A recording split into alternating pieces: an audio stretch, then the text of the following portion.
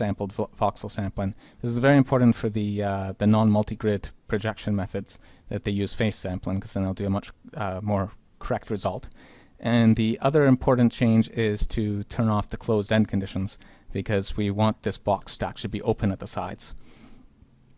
And so having done those bits of bookkeeping, we can again watch it fail to do anything interesting. So we want to now solve that pressure equation. So again, gas project non-divergent multigrid can be used, and can specify our velocity field. And we're going to see it's actually telling us what we knew already, namely it needs to squirt off to the sides there if it's going to do the right thing in this case. Of course, now we have a non-divergent field. How do we update that back to the particles? And this is where there's two different ways that were identified, and this being computer graphics, the right answer then is to do both ways and blend between them. So the first way is what's called the pick update, particle and cell method. And to do that, all we do is we just copy these velocity values back onto our particles. So there's a gas field to particle, which conveniently does just that. So I'll put this in here, copy onto geometry.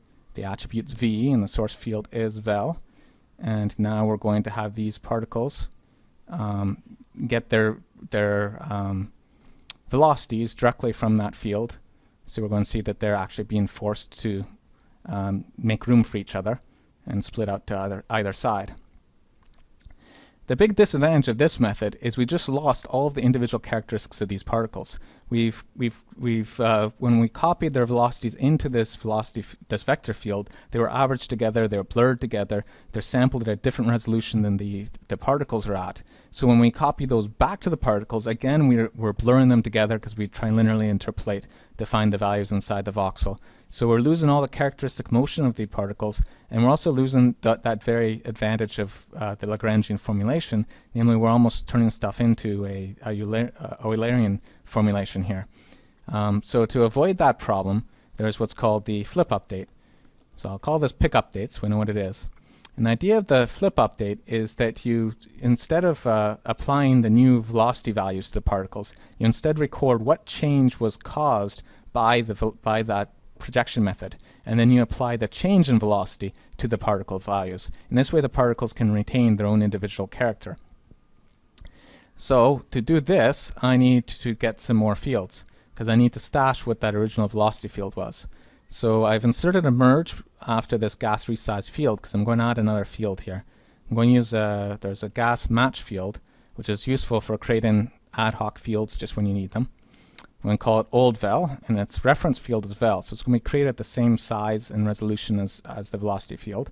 And I'm going to make it a vector field. I'm going to tell it to match the examples up, so it's going to be an exact copy no data will be stored in it, but the same resolution and shape. Then after I do the gas particle to field, we'll want to do a second operation where I use a gas linear combination to copy the velocity field into the old velocity field. So this just stashes that original value of the velocity field. Then after I've done the project multigrid, I'm going to have a new velocity field, so I want to see what the difference is. So again, gas linear combination can be used to do into the old velocity field. I want the velocity field minus the old velocity field. So I'm going to set the combine operation to subtract, and now we'll have calculated that. And finally, we want to put that back on the particles. So gas field to particle will be used to copy into the particles, into their velocity attribute, the old velocity values, but we don't want to copy them over, we just want to add them in, because these are now the differences.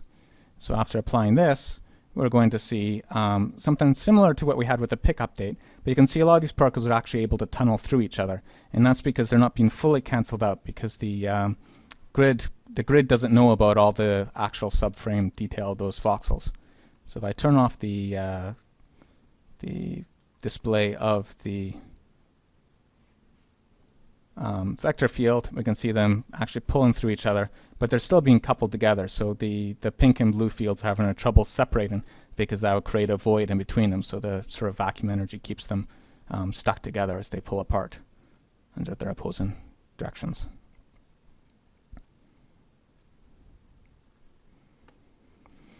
So I mentioned when I said what wasn't possible with the multi-grid projection, collisions and free surfaces.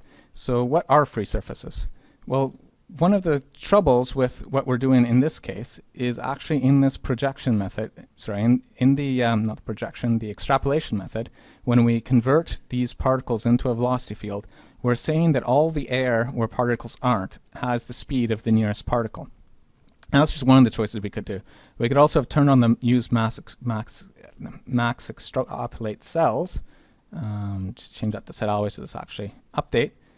And we'll then see the outer area end up getting towards a 0 value. So if I reset, actually it doesn't show too much with a cube, so I'm actually going to change my geometry from a box to a sphere. And maybe make it a bit bigger sphere. There we go. And so here you've got the dead space on the outside of the sphere. And I'm also going to switch while I'm at this back to the pick method. It's a little bit more straightforward to see. And the dead air outside of there, where it's not getting the extrapolated velocity, is going to act to slow down any moving field or any moving particles. And so this is not a realistic result if it was water inside air, because the water will, the air will almost always get away from and make room for the water. So we are supposed to actually try and treat it as a what's called a free surface, namely on the boundary of these particles, we're supposed to act as if there's nothing that resists their motion into or out of those cells. So to do this, the gas project non-divergent normal version has a surface field that can be used, but we have to first create a surface field. So let's go back here where we have this merge operation where we created the old velocity field, and instead add another gas match field. And this time we're going to create a surface field. I'm going to match it to the velocity field, but it's going to be of type scalar.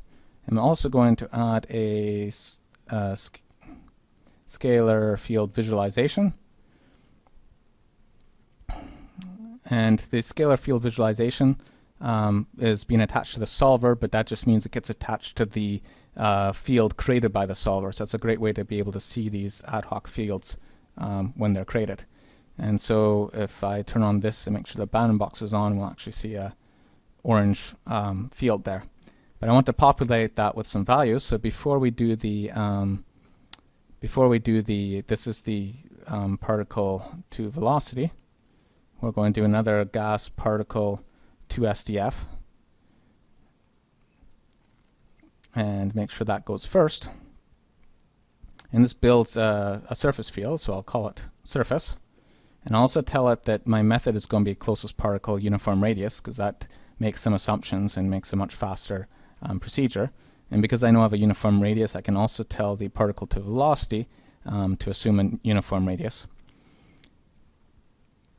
And now I should be creating a surface field,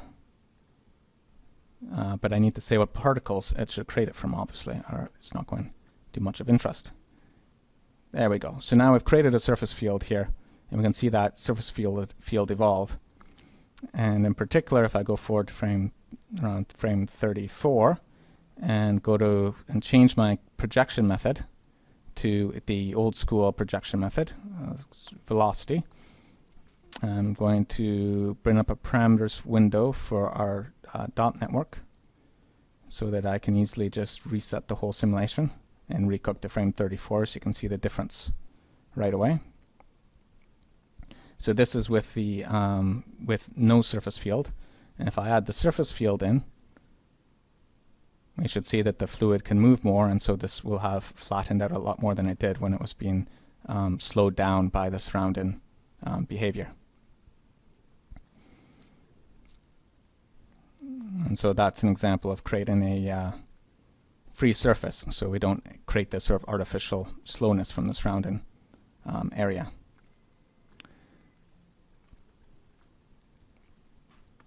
The next thing we're going to look at is collisions. And for collisions, we first want this to fall down because it's currently just floating in space a bit. And so I'm going to go into our SOP solver where we created our forces and just quickly add in another constant force of vector type. Where's my vector type? And it's going point straight down to be gravity. And at the same time, I'm going to change my tear apart force to be in the x direction. So it sort of tears apart in the x direction rather than in the vertical direction. So we have something that hopefully falls down and tears itself into two halves, to the left and to the right, like so. So to create a collision field, if you notice a tendency here, you're probably going to guess you need to create a collision field, and you'd be right. And the gas projecting on divergence, sure enough, has a collision field as one of its options. So again, I'll go right over here where I created the surface field and do another gas match field. And this time I'm going to create a field called collision, and reference field is surface, and create a scalar field visualization for it. And the scalar field visualization, I'm going to actually turn on the invert ISO for, because due to a rather interesting historical effect, collision fields in Houdini have negative meaning places that objects are allowed to be, and positive meaning stuff inside the collision object, which is backwards from the usual SDF representation, but it is what it is. So I just switched that to the invert ISO so things will make more sense to us. And this is going to give us a white border one that I don't see there because I haven't turned on the bounding box of it. Oop. There we go. But I now want to actually build an interesting field, so I'm going to go to the just before the gas projecting on divergent and wire in a merge so I can add a couple nodes in here for what it's going to do. Because first thing I want to do is a gas field VOP. This lets me use vex to manipulate the any of the fields. And what I can actually do here is, by default, these are usually doing auto bind by name, which means that if there's a field called collision and I have a parameter called collision, it will bind those two together. That can be a problem if it's your built-in tool and a user adds a volume or a field that you didn't expect to be there, because you'll get some weird bindings go on. So you can then use explicit bindings. And explicit bindings are also good if you want the user to be able to specify which field should be bound to which parameter, because you don't have to try and put references inside of VOPs, which tend to cause problems and heartache. So the GOP data is collision, and the vex parameter actually uses density, because also conveniently there's already a little output for density here. So I'm going to now build my collision volume, and so I'm going to actually go forward a frame to make sure we have the collision volume there, and hopefully this will then build live. So I can do a vector to float, and just for my first trick, I'm just going to wire y into the density to see if that, yes, that does something. But now I'm going to try and build my collision volume. So I'm going to take the x and y values and do a float to vector, and use this to get a length. And then I'm going to square that length to get the radius squared to that point, and promote a little parameter so I can sort of just instrument this. And it's sort of like a radius scale type parameter.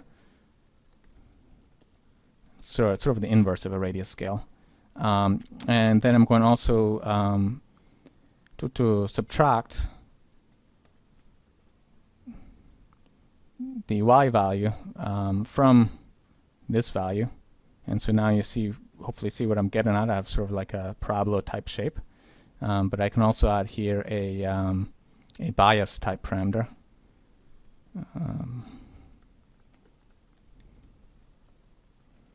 And I can also, after the subtraction, this is the wrong sign. I want to have it the other way around. So I'll just do a negate. And now I've got the negated version. So go back up to the higher level, and now I can use those exported parameters just to control the behavior. The radius scale is, sort of an inverse, so I can pull that out to create what I want.